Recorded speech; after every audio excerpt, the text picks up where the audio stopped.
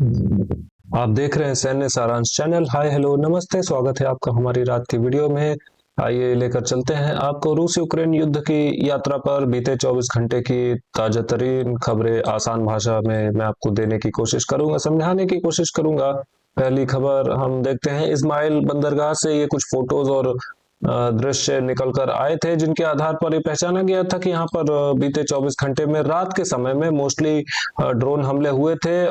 Port infrastructure पर थोड़ा सा जूम इन और हम करेंगे तो देखने को मिल जाता है ये जो पोर्ट इंफ्रास्ट्रक्चर है, बंदरगाह का इलाका जहां से ट्रेन में सामान लोड होकर जाता है यूक्रेन के और इलाकों की तरफ, यहीं पर ये हमले हुए थे। क्राइमिया पर यूक्रेन के ड्रोन हमले काफी सारे देखने को मिले थे। मैं थोड़ा वीडियो को फास्ट फॉरवर्ड करके दिखाता हूँ। कुछ सीन्स हमें देखने को मिलेंगे। एक वेयर हाउस के ऊपर कुछ हमले देखने को मिलते हैं और कुछ पोर्ट नहीं, समुद्र से लगे हुए कुछ इलाके हैं जिनके ऊपर हमले देखने को मिलते हैं। हो सकता है कि यहाँ पर कुछ रूसी सेना के जो बेसेस हैं वो मौजूद हो, सीक्रेट बेसेस मौजूद हो, यहाँ से कुछ चीजें ऑपरेट होती हो रूसी सेना की, या फिर आम नागरिकों के घर भी हो सकते हैं। मैं दोनों ही चीजों पर इनकार नहीं कर सकता हूँ। ये चीजें देखने को मिली थी। और ये जो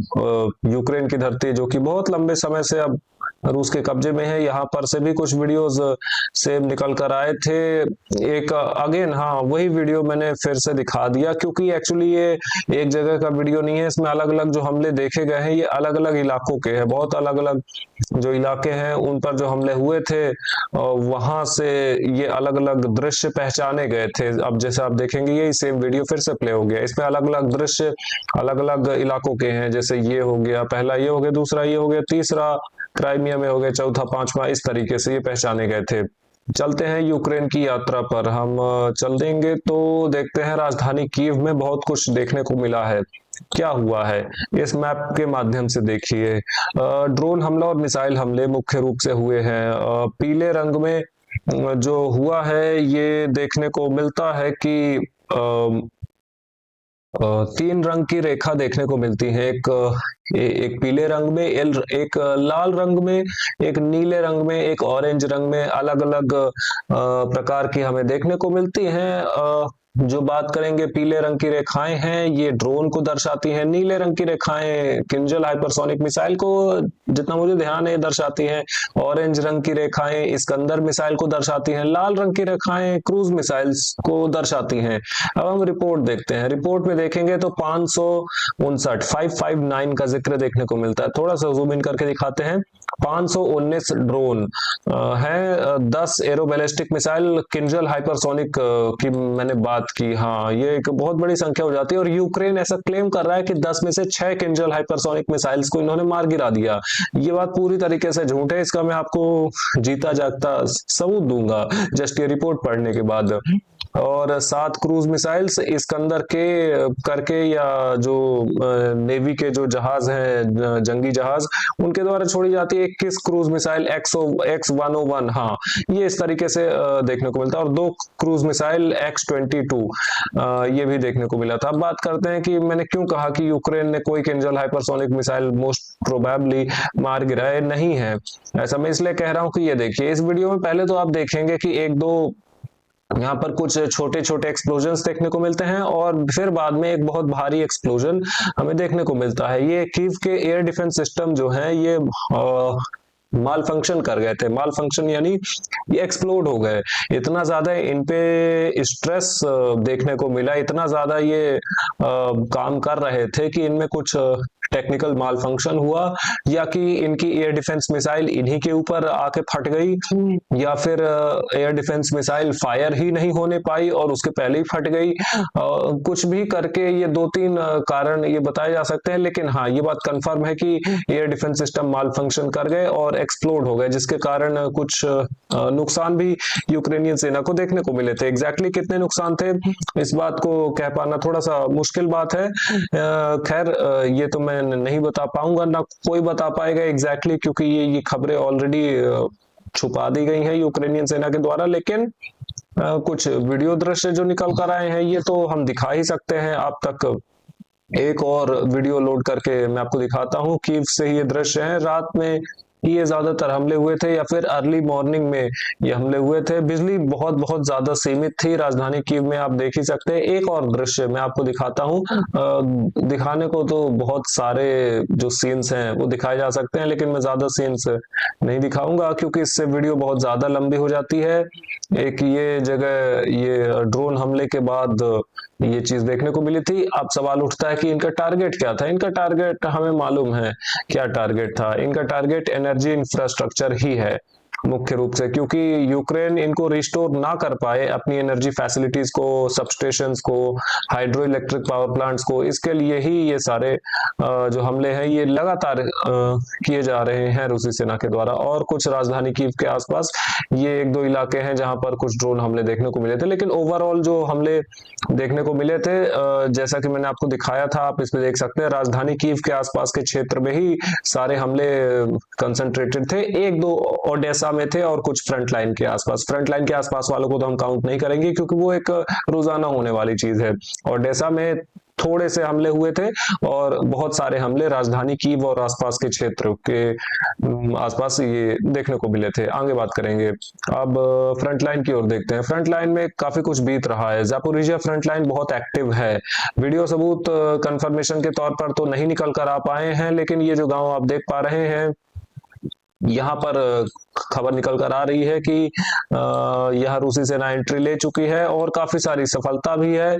मैं आपको एक पिक्चर देने की थोड़ी सी कोशिश करता हूँ। आप देख सकते हैं उत्तर की ओर भी एक्सपैंड कर रही है रूसी सेना और ईस्ट की ओर भी, पूर्व की ओर भी एक्सपैंड कर रही है। उत्तर की ओर तो मैंने आपको एरो बना के दिखा दी, थोड़ा सा ईस्ट की ओर भी हम आपको बना के दिखाते हैं। एक और एरो यहाँ पर इस तरीके से देखने को मिलती है और एक और एरो थोड़ा सा मैं और बनाऊंगा। इस तरीके से यहाँ पर ज़ापोरिज़िया फ्रंट लाइन पर ऑपरेट कर रही है अभी के लिए रूसी सेना। एक छोटी सी सफलता मार्क की गई है। ये पीले इलाके में एक छोटा सा इलाका ये यूक्रेन के खाते में मार्क कर दिया गया है अभी के लिए, क्योंकि यहाँ पर दोनों ही सेनाओं के द्वारा बहुत ज्यादा जोर लगाया जा रहा है। आगे देखेंगे।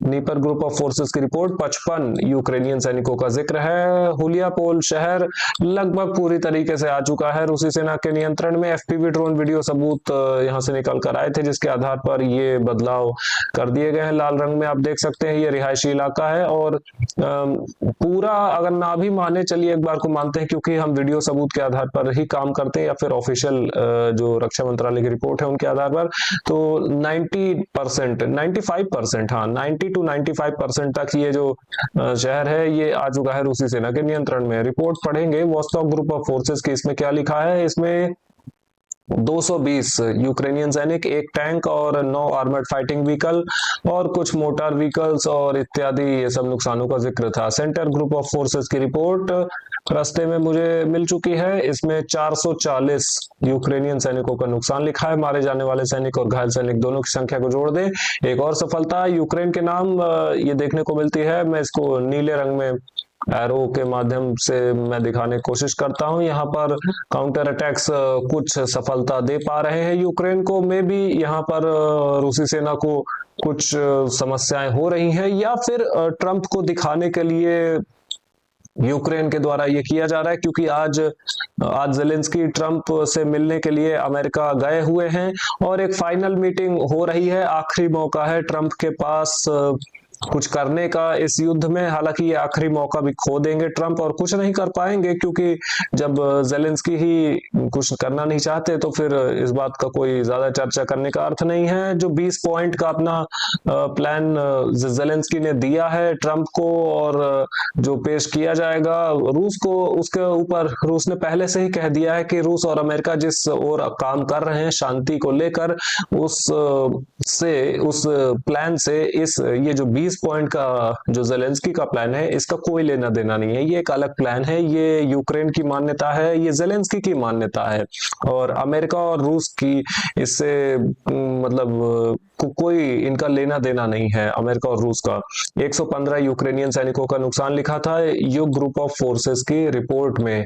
और आगे देखेंगे तो कुछ चेंजेस देखने को नहीं मिले हैं, इसलिए हम और ज्यादा बात नहीं करेंगे। आगे देखेंगे कुपियांस्क की ओर, तो रिपोर्ट देखने को जरूर मिल जाती है। हम रिपोर्ट देखेंगे ज़ेपैट ग्रुप ऑफ फोर्सेस की, इसमें 60 यूक्रेनियन सैनिकों का नुकसान लिखा है।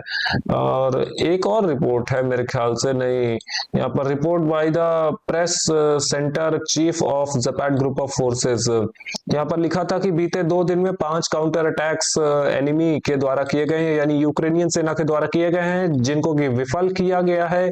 अलग अलग गांव का नाम लिखा है इसमें, और इसमें काफी सारे नुकसान भी लिखे थे कि क्या कैसे नुकसान इन्होंने पहुंचाए थे यूक्रेनियन सेना को। लेकिन मैं इनकी बातों पर भी अभी पूरी तरीके से भरोसा नहीं कर पा रहा हूं एक्चुअली, क्योंकि यहाँ पर कुपियांस्क शहर की मैं बात करूं तो स्थिति बहुत ज्यादा फॉग ऑफ वॉर में स्थित है। फॉग ऑफ वॉर से मेरा मतलब है कि अभी इस पॉइंट पर मैं दोनों ही सेनाओं की जो स्टेटमेंट्स निकल कर आ रहे हैं, इन दोनों ही सेनाओं के स्टेटमेंट्स पर मैं भरोसा नहीं कर पा रहा हूं। थोड़ा सा बेहतर रूप से जब स्पष्ट जानकारी निकल कर आएगी तो उसके बाद मैं कुछ कह सकता हूं इस बारे में। Centre north group of forces की रिपोर्ट, इसमें 180 यूक्रेनियन सैनिकों का जिक्र देखने को मिलता है। बॉर्डर के आसपास देखें, ऑरेस्टिक मिसाइल, खैर इसकी क्या बात करें, Oreshnik missile is now capable of effectively striking all of Europe. पूरा यूरोप ऑरेस्टिक हाइपरसोनिक मिसाइल के रेंज में आता है, इसमें तो कोई दिक्कत वाली बात है नहीं, ये तो हम सभी जानते हैं। The 2025 combat aircraft production program was a record breaking, इसमें कोई शक की बात नहीं है। अलग अलग तरीके के हथियार जिसमें कि फाइटर जेट्स भी शामिल हैं, ये रिकॉर्ड स्तर पर इनका निर्माण हो रहा है रशियन एयरफोर्स के लिए। Security council members discussed additional measures to develop artificial intelligence in the interest of ensuring defence. रूसी सेना के इंटरेस्ट को देखते हुए आर्टिफिशियल इंटेलिजेंस पर भी काम करेगा रूस, और आगे और ज्यादा मेहनत इस फील्ड में देखने को मिलेगी। Unaided plant has set the first of heavy to the operation zone. जी हाँ, मैं एक लाइन में बताऊं, ये जो आप ड्रोन देख पा रहे हैं ये और ज्यादा भार उठाने में सक्षम है। अभी तक जो नॉर्मल ड्रोन्स देखने को मिलते हैं, नॉर्मल एफपीवी ड्रोन जो काफी सस्ते होते हैं, उनसे थोड़ा ज्यादा ये भार उठा सकते हैं। ये रूसी सैनिकों के लिए और ज्यादा सप्लाईज ले जा सकते हैं, और ज्यादा खाने पीने का सामान, उनकी सप्लाईज पहुंचाई जा सकती है इन सस्ते एफपीवी ड्रोन्स के द्वारा। फाइबर ऑप्टिक ड्रोन्स के बारे में भी कुछ खबर है, has learn to strike targets at a range of over 50 kilometre. रूस ने इस चीज में महारत हासिल कर ली है, फाइबर ऑप्टिक ड्रोन्स के माध्यम से भी 50 किलोमीटर तक स्ट्राइक की जा सकती है। और फाइबर ऑप्टिक ड्रोन्स की खासियत है कि इनको इलेक्ट्रॉनिक वॉरफेयर सिस्टम्स के द्वारा रोका नहीं जा सकता। नॉर्मल एफपीवी ड्रोन्स को एक बार को रोका जा सकता है, लेकिन फाइबर ऑप्टिक ड्रोन्स के साथ ये स्थिति नहीं देखने को मिलती है।